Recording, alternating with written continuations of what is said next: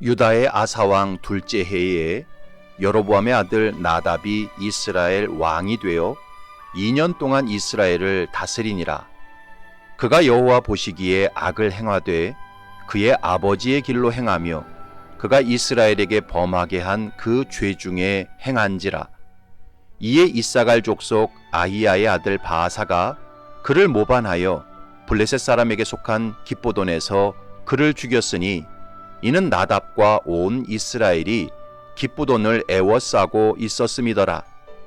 유다의 아사왕 셋째 해에 바아사가 나답을 죽이고 대신하여 왕이 되고 왕이 될 때에 여로보암의 온 집을 쳐서 생명 있는 자를 한 사람도 남기지 아니하고 다 멸하였는데 여호와께서 그의 종 실로 사람 아히야를 통하여 하신 말씀과 같이 되었으니 이는 여로보암이 범죄하고 또 이스라엘에게 범하게 한 죄로 말미암음이며 또 그가 이스라엘의 하나님 여호와를 노엽게 한 일 때문이었더라.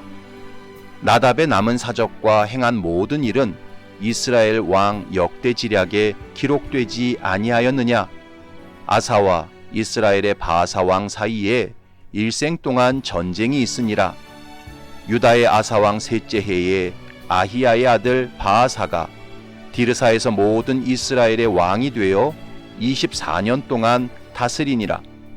바아사가 여호와 보시기에 악을 행하되 여로보암의 길로 행하며 그가 이스라엘에게 범하게 한 그 죄 중에 행하였더라.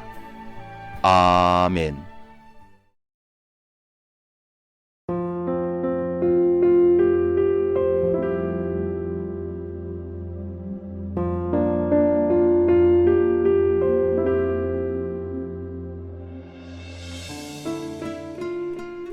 이 세상에는 인정 중독에 빠진 사람이 꽤 많습니다. 인정 중독이란 무엇일까요? 다른 사람에게 인정을 받아야만 비로소 마음이 안심이 되고 자신이 쓸모 있는 사람이라고 느끼는 집착 현상입니다. 그래서 인정 중독에 빠진 사람은 타인의 평가에 매우 예민합니다. 타인에게 칭찬과 인정을 받아야만 심리적인 안정감을 느낍니다. 반대로 주변 사람에게 인정받지 못하면 견디기 힘든 불안과 극도의 우울감을 느낍니다. 그래서 목마른 사슴이 물을 찾아서 헤매이듯이 타인의 인정을 애타게 갈구합니다. 타인의 인정을 심리적 마약처럼 생각하고 거기에 의존합니다. 하지만 사람의 인정이란 본질적으로 완전하지도 않고 영원하지도 않습니다. 그래서 사람으로부터 인정받는 것에 중독된 사람은 바다에 떠있는 부표처럼 늘 요동치는 인생을 살 수밖에 없습니다. 오늘은 이 사람에게서 또 내일은 저 사람에게서 인정받기 위해 피곤한 삶을 살 수밖에 없습니다. 그러나 하나님의 인정은 다릅니다. 하나님은 가장 완전하시고 영원한 분이시기 때문에 사람이 하나님으로부터 인정을 받게 되면 그 인생은 상황과 형편을 초월하여 요동치 않는 인생을 살 수 있습니다.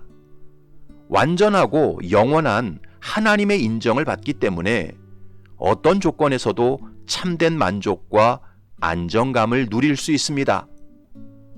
그러므로 성도는 사람에게 인정받으려고 애쓰지 말고 하나님께 인정받기 위해 애써야 합니다.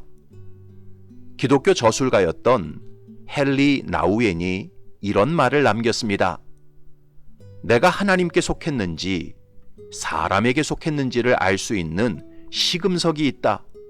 그것은 내가 몰두하는 대상을 보면 알 수 있다. 약간의 비판에 분노한다? 세상에 속한 것이다. 약간의 거절이 나를 우울하게 한다? 세상에 속한 것이다. 약간의 칭찬에 내 기분이 고양된다? 세상에 속한 것이다. 약간의 성공이 나를 흥분케 한다? 세상에 속한 것이다. 세상에 속한 사람은 대양에 떠있는 조각배와 같이 철저히 물결치는 대로 요동치는 인생이다. 무슨 말입니까? 삶의 초점이 온통 사람에게 가 있고 사람에게 인정받는 것을 중요하게 여기는 사람은 결코 하나님께 속한 사람이 아니라는 것입니다. 열왕기서를 읽다 보면 수많은 왕들의 이야기가 나옵니다.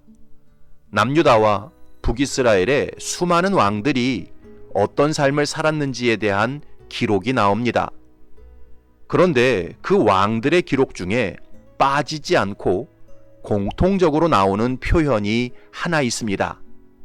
그것은 바로 여호와 보시기에 라는 표현입니다. 이 표현이 오늘 본문 26절에도 나옵니다. 그가 여호와 보시기에 악을 행하되 그의 아버지의 길로 행하며 그가 이스라엘에게 범하게 한 그 죄 중에 행한지라. 그리고 다윗의 삶을 평가할 때도 나왔습니다. 이는 다윗이 햇사람 우리아의 일 외에는 평생에 여호와 보시기에 정직하게 행하고 자기에게 명령하신 모든 일을 어기지 아니하였음이라. 또 아사의 삶을 평가할 때도 나왔습니다.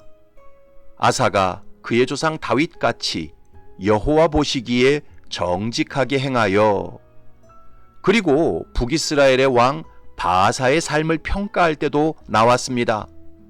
바아사가 여호와 보시기에 악을 행하되 여로보암의 길로 행하며 그가 이스라엘에게 범하게 한 그 죄 중에 행하였더라. 이처럼 성경은 한 사람의 인생을 평가할 때 그가 하나님의 시선 앞에서 살았는지 아니면 사람의 시선 앞에서 살았는지를 매우 중요한 기준으로 삼습니다. 오늘 본문에 나오는 북이스라엘의 왕 나답은 여호와 보시기에 악을 행하는 삶을 살았습니다.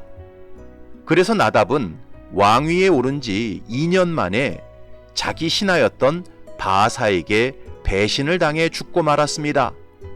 27절부터 29절 초반을 보면 이에 이사갈 족속 아히야의 아들 바아사가 그를 모반하여 블레셋 사람에게 속한 기브돈에서 그를 죽였으니 이는 나답과 온 이스라엘이 기브돈을 애워싸고 있었음이더라.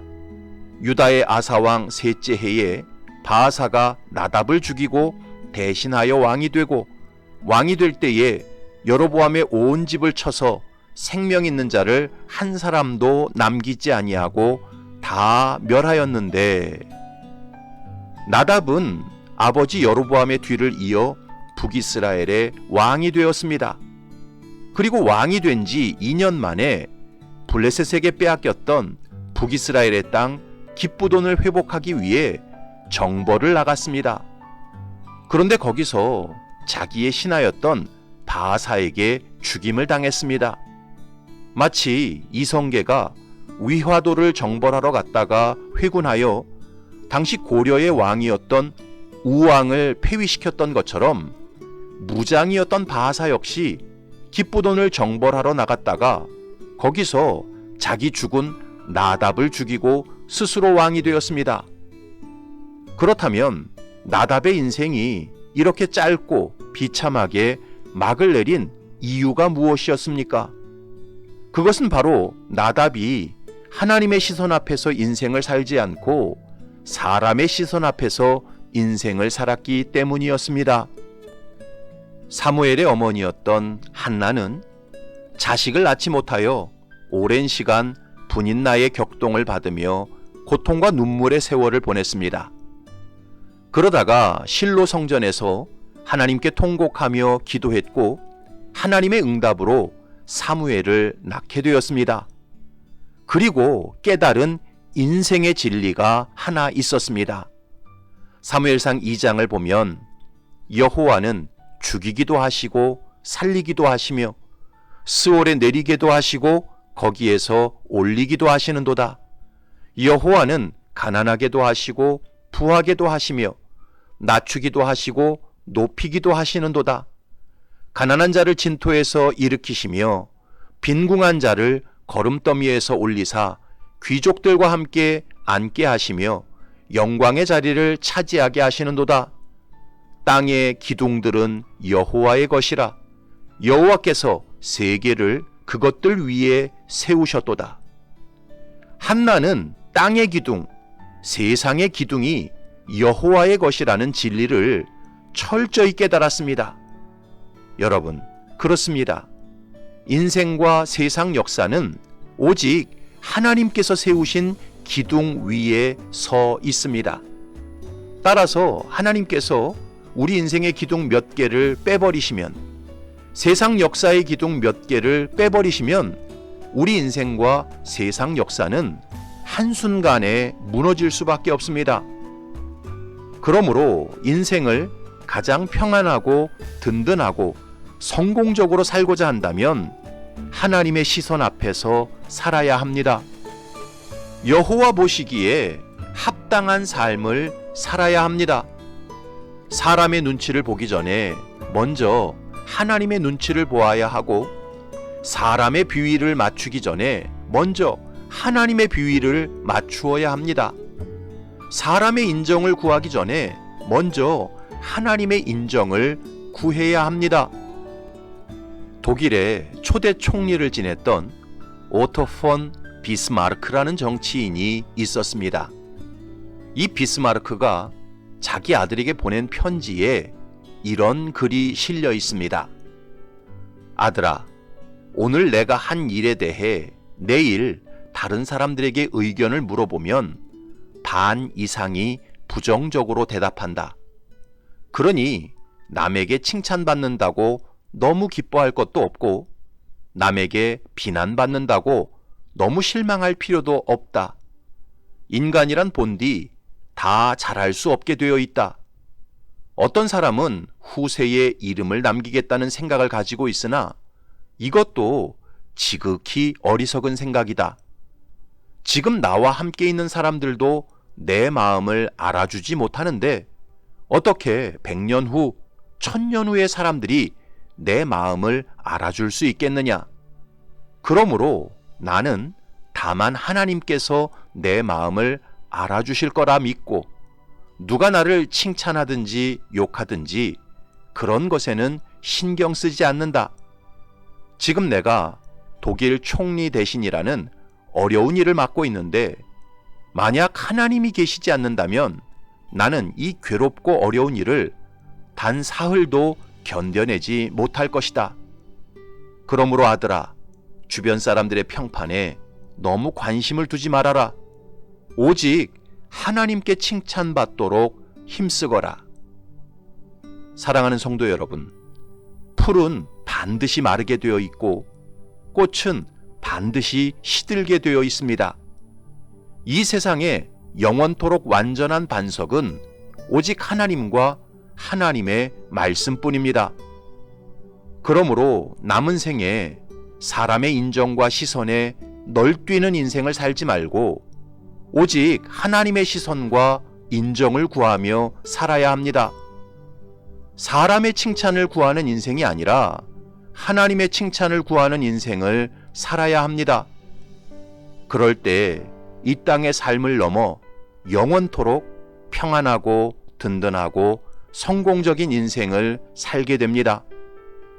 이런 복된 인생을 살아가는 저와 여러분이 되시기를 주님의 이름으로 축원합니다. 아멘.